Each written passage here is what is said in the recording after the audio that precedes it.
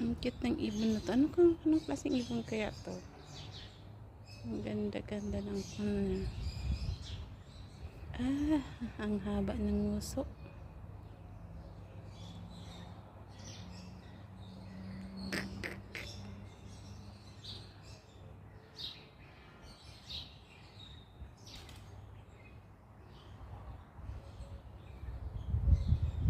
Haba ng nguso.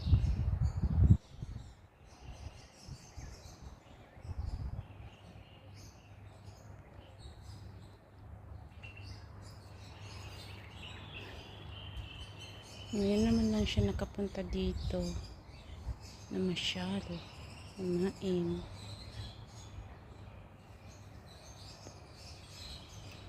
Ayan. Ngayon na ako nakakita ng ganitong ibon.